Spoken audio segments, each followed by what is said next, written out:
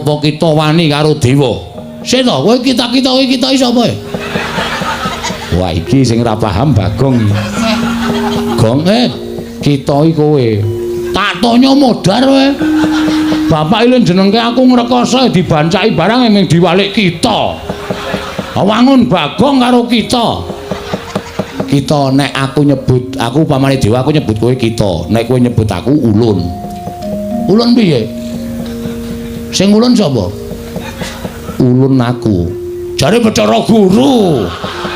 Piye ta iki? Bathara Guru apa ulun? Wis mau diareni ambok 2 jam iki kok ngene iki terus. Wong cah ora dong kok dikandhani ora. Iki basa dewa. Oh, beda. Nek misale kok arene ndi ngono kuwi aku nyeluk kita arene ndi. Oh, berarti aku ki kita. Iya. Nek Bathara Guru ki ulun. Heeh. Aku kita. Ajare kita aku.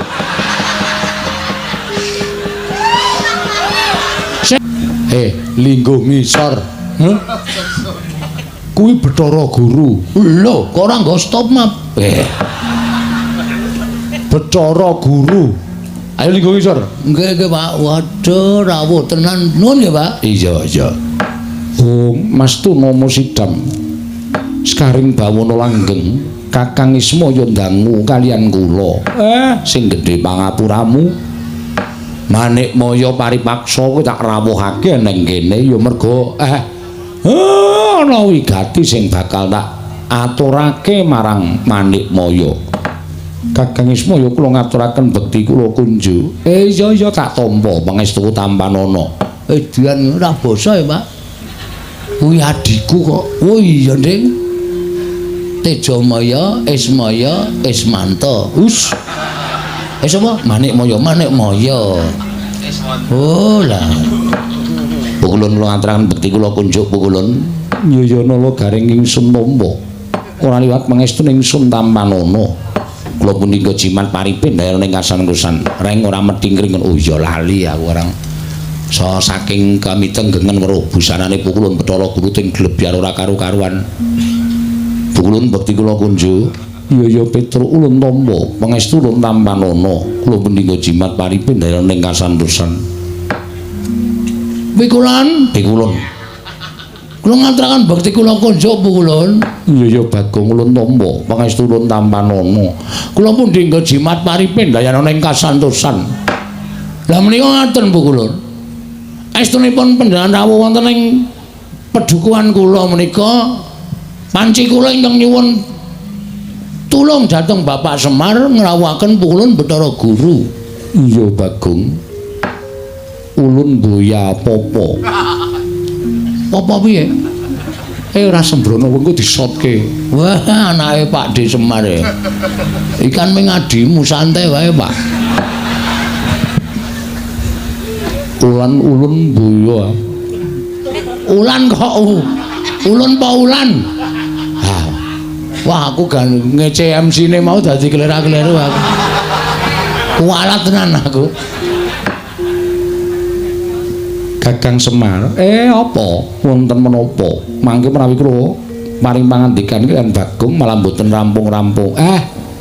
Ya ming ana penjaluk sithik saka anakku sing bakal katur marang Manik Maya. Wis ben anakku sing matur dhewe mengko ndak dikira aku piye-piye. Bathara Guru menawi ngaten inggih Bagong matura. Mekaten pukulun. Kula menika nggadahi gegayuhan kepengin bangun desa kula. Nelasaken masa bakti kula 1919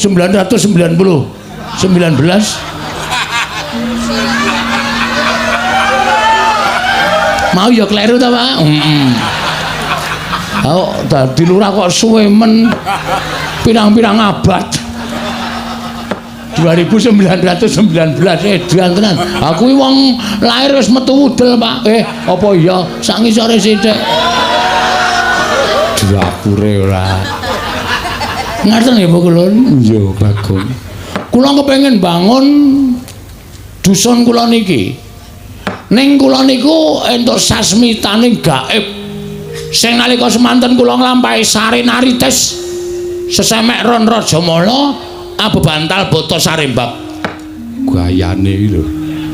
Kowe turun ning tritisan ki tritisan ngendi? Wong tritisan mutone kandang pitik ngono kok. Ha ning dhuwur kandang pitik. Oh. Sing penting nek ning tritisan. Ento sasmitaen gaib.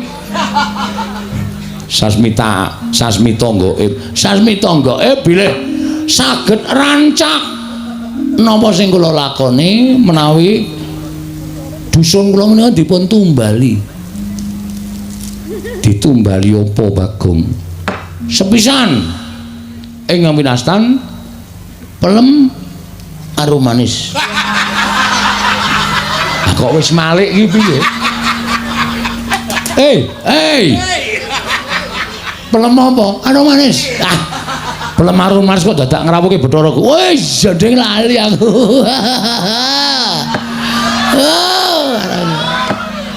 Wong blokon tenan.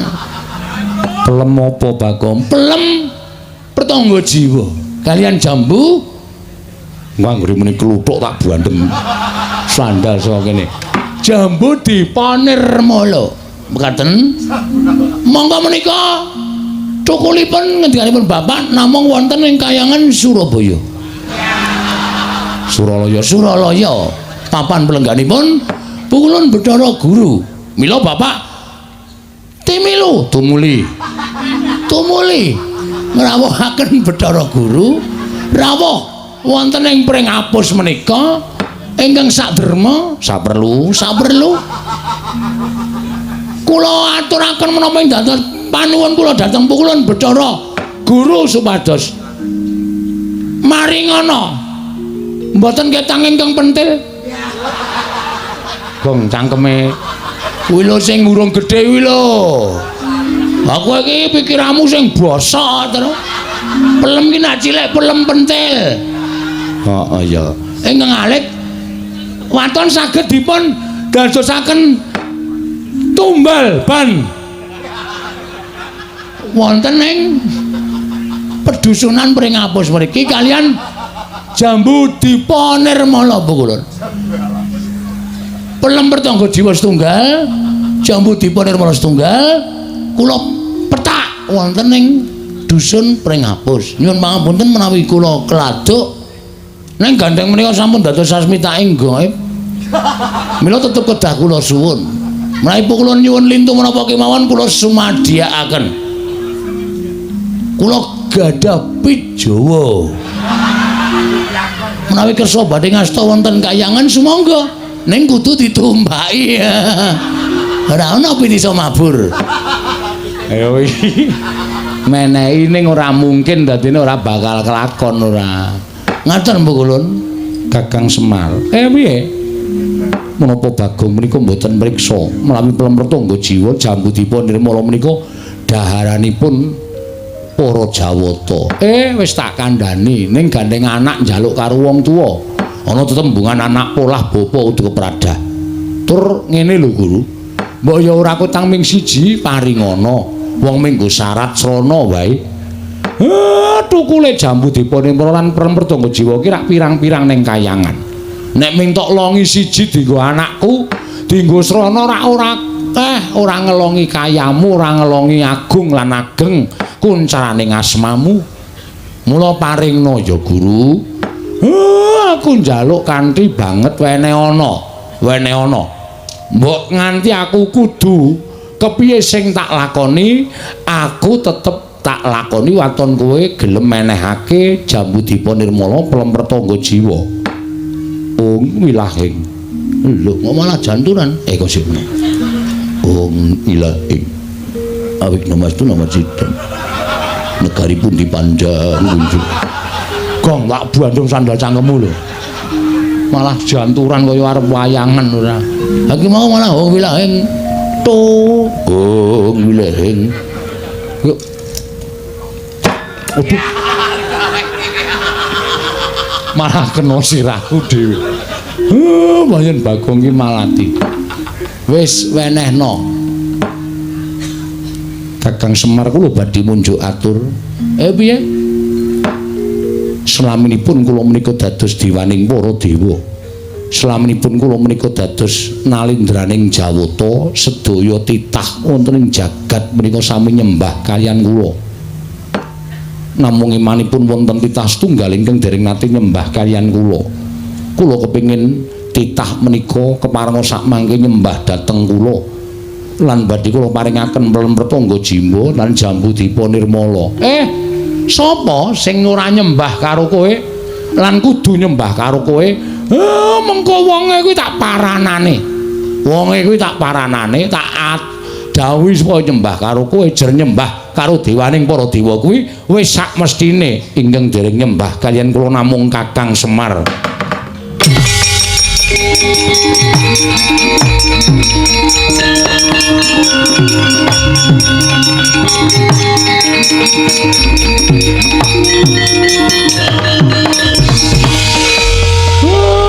Nek pancen kuwi syarate. Nadan aku kudu nglesot ning ngarepmu, tak lakonane. Ben apa sing dadi penjangkane anakku iso kelakon? Jangan, Pak. Aja. Bagong, men apa sing tok karepke kelakon? Aku sing ora entuk. Aku ora tegel bapak klesotan ning ngarepe Bathara Guru. Bathara Guru kuwi adimu to? Aja. Wis Pak ora apa-apa. Aku ora diwenehi jambu dipa nirmala ora masalah. Kowe ngerti to, aku duwe kepinteran nyolong. Wis rasah njaluk colonge kayangan. Angel sole kayangan kuwi rapet-rapet to kaya apa rengsang ulinggis. Arep babah kaya mbiyen. Ora iso kayangan kok dibabah ki ora iso. Setro, aku mangkel iki ora jandruk. Mangkel piye? Wis aku lara ati aku. Karo ngendikane Bathara Guru sing tledhak ning bareng tekan pungkasane padha nyocok nang rasa. Gong, iki dewa lho. Wis ngerti aku apa ngene bakul bakso. Aja kurang ajar ora sak penakmu dhewe. Wis men. Arep dewa iki nek sak kepenake dhewe, bapak kok nyembah. Aku ora etuk. Aku ora mentolo, Tru. Aku jane yo ngrasake lara atiku, Gong. Jagat ki dadi paseksen. Nek bapake kakane Bathara Guru, tata krama ya tata krama ning ora kaya ngono kuwi. Nuwun sewu lho Pikulun. Kita arep apa, Bagong? Pun kula mboten njaluk jambu dipa nirmala, mboten njaluk pelem dipa nirmala jambu pertangga jiwa. Lho, kuwalik. Wis men. Wong ya ora bakal entuk barange kok kuwalik mbok men. Lah kok kita malah sajake murina lan panjenengan ulun. Nesu aku. Lho, malah ora basa. Iki bapakku Pikulun. Kok men perkara njaluk jambu dipa nirmala, pelem pertangga jiwa kok Semar, Kakang Semar. Jagat iki ana siji wong sing ora gelem nyembah karo aku. Sapa, Guru? Engko aku tak tekan kono tak aturane nyembah karo kowe. Sing ora gelem nyembah karo kula namung Kakang Semar. Aku ateges secara tidak langsung sampean ki akon bapak nyembah karo sampean. Ha ta? Ha ta? Aku mau nek syarate anake kok kudu ngorbanke harga dirine bapak. Enggak bisa. Aku enggak bisa. Nek carane kaya ngono, alon aku terima mundur wae. Kuwalik. Lagune kuwalik, main ra apal kok sakarepku. Kuwalik ya men aku kuwalik ya nekat kok. Iya. Biasa itu. Sok dileke kuwalik ben aku ya. Aku ora trima. Ning sampean mang titeni. Sampeyan ora menehi jambu dipa nirmala pelem pertangga jiwa. Aja sambat nek nganti ilang sakwite. Kuwi enak duduk sisan pokoke. Apa jare? Gawe masalah kok gawe masalah karo mantan maling. Sampenake dhewe ora. Gugu karepe dhewe. Arep piye kowe, ha? Lho, kita malah wani karo panjenengan ulun. Sing tak wedeni apamu? Yen ngono kita ora bakal ulun paringi. Aku ngruda paripeksa. Apa kita wani karo dewa? Sik to, kowe kita-kita iki sapa? Wah iki sing ora paham Bagong. Gong kita iki kowe. Tak tanya modar kowe. Bapak ilun jenengke aku ngrekoso dibancaki barang emeng diwalik kita. Wangun Bagong karo kita. Kita nek aku nyebut, aku pamane dewa aku nyebut kowe kita. Nek kowe nyebut aku ulun. Ulun piye? Sing ulun sapa? Ulun aku. Jare Bathara Guru. Piye ta iki? Bathara Guru apa ulun? Wis mau diaringe ambok 2 jam iki kok ngene iki terus. Wong cah ora dong kok dikandhani ora. Iki basa dewa. Oh, beda. Nek misale kok arene ndi ngono kuwi aku nyeluk kita arene ndi. Oh, berarti aku ki kita. Iya. Nek Bathara Guru ki ulun. Heeh. Aku kita. Ajare kita aku. Sing positif to.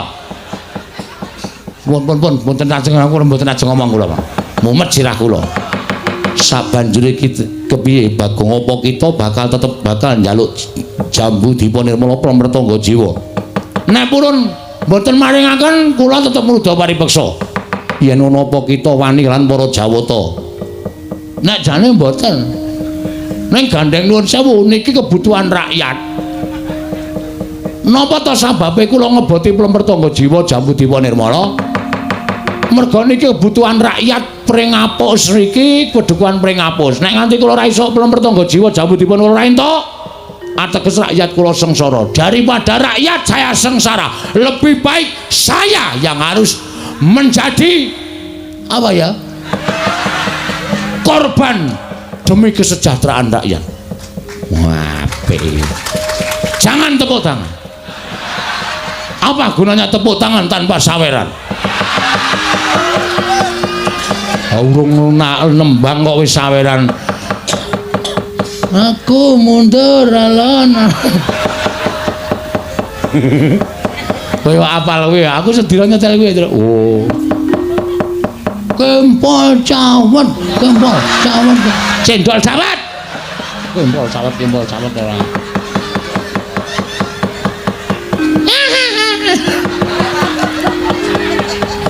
Ibu-ibu le guyu nganti ora kepoyo malah ciraka.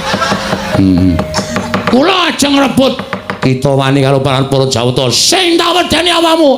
Bagong sabar men, meneng men. Ora tak peksa ngene iki ora rampung-rampung. Sampeyan ora maringke kula munggah ning kayangan tak bedol wite. Ben dewa do ngelih kabeh. Ora mangan Pramrtangga Jiwa jambu Dipa Nirmala. Ulun jabut nyawa kita. Jabutan ora wedi aku. Untu lore tak jabute kok ming nyawa dijabut. Aku wedi ora wedi. Metu njaba yo, piye? Metu njaba. Weh, lah dewa ngajari ora apik kowe. Hah?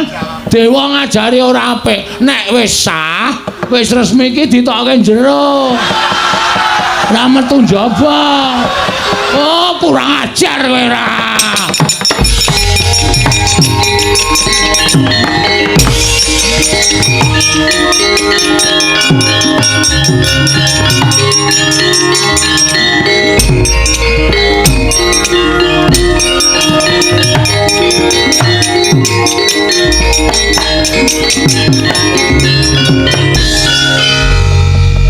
Wedi to Bathara Guru karo aku, Pak. Kae iki ora wedi ning kae metu ning pelataran lumpukke dewa-dewa mateni kowe. Waduh. Apa? Domongi kok. Aku padahal mau main gojek dewa kok jak gojek ki ra iso. Mula aja sok sembrono. Waduh cilaka iki, Tru. Aku dewangi, Tru. Ya.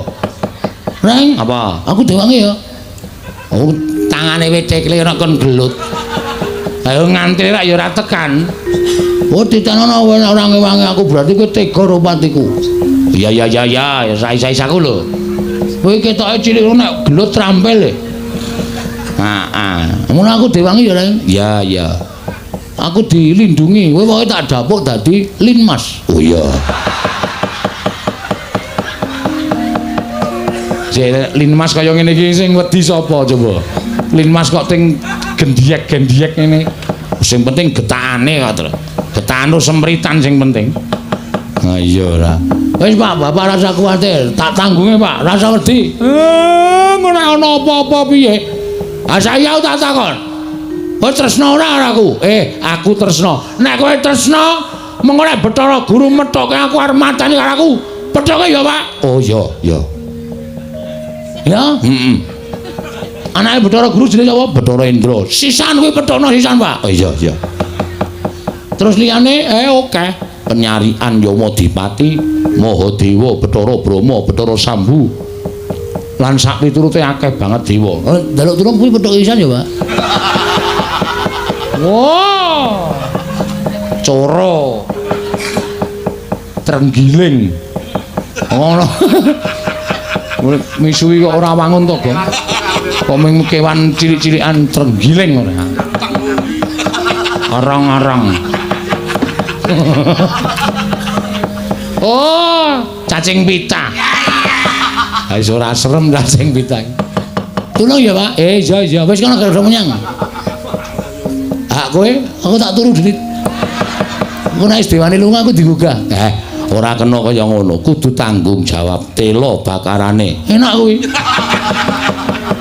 Tanggung perkarane kok enak-enak. Oh, siap. Jagung bakarane, Pak, kok tela bakarane. Nek wis ora gatekke iki aja dibaleni.